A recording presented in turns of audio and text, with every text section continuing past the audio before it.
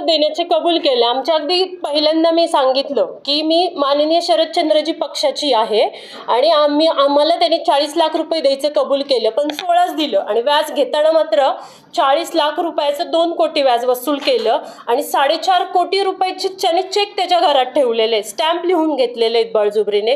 दिवसभर माझ्या मिस्टरांना तो गाडीत बसून ठेवायचा, हॅरेसमेंट करायचा आणि मिस्टरांनी ज्यावेळेस सांगितलं आता मी हे सगळं हे जे आहे विसर पावत्या वगैरे हे सगळं मी लिहून दिलेलं आहे, आता माझ्याकडे तुझ्या 16 लाखाला द्यायला 1 रुपया नाही, त्यावेळेस ह्या महिलांना घरी आणून पाठवून माझी हॅरेसमेंट करायला पाठवलं। पण मी हे न सहन करता मी डायरेक्ट पोलीस स्टेशनला माझी तक्रार नोंदवली आहे आणि मी आता कायदेशीररित्या लढत आहे। आणि ह्या पत्रकार परिषदेतनं मला एकच सांगायचं आहे, सुप्रियाताईंनाही विचारायचं आहे मला न्याय मिळेल का। आणि मी सावकारकी म्हणजे सावकारकीतून माझी झालेली पिळवणूक, माझ्यावर झालेला अत्याचार, आरोपींनी माझ्यावर अत्याचार केला आहे, मी त्याबद्दल इथे आलेली आहे।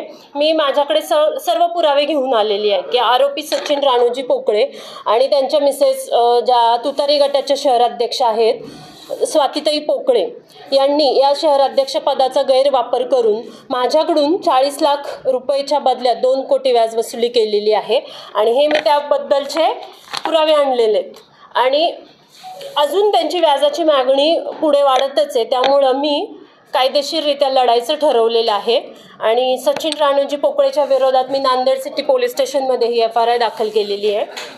त्याने अनेक वेळा अनेक महिलांना ह्या ज्या महिला आहेत ज्या तुम्हाला शहराध्यक्ष स्वातीताईंबरोबर दिसतील त्या महिलांना माझे हॅरेसमेंट करायला घरी पाठवलेलं आहे।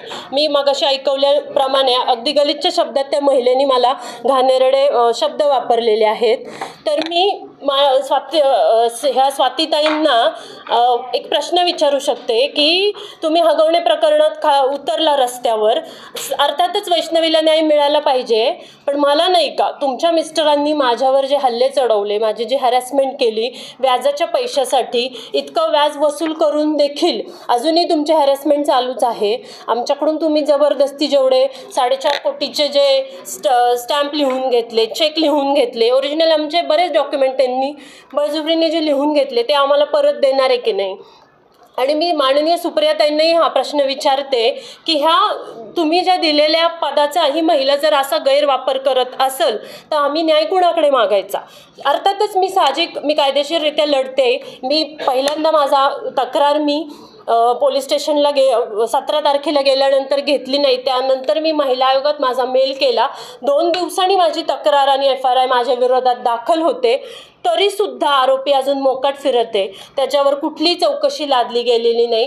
मी पुरावे दाखवल्यानुसार त्याच्याकडे जे पुरावे आहेत ते अजून पोलिसांनी जप्त केलेले नाही आहे, तो पोलिसांनाही फिरवतोय, अगदी रद्दी देतोय आणि त्याच्यात चेक करा म्हणतोय आणि दरवेळेस तो कुठल्याही प्रकारचं पोलीस स्टेशनला जात नाही आहे, इतरांना पाठवतोय आणि माझ्या मिस्टरांची हॅरेसमेंट चालूच आहे। तर मला याच्या बदल्यात न्याय पाहिजे आणि मी डॉक्टर बाबासाहेब आंबेडकरांना मानणारी आहे आणि मला माहिती आहे मला नक्कीच न्याय मिळेल।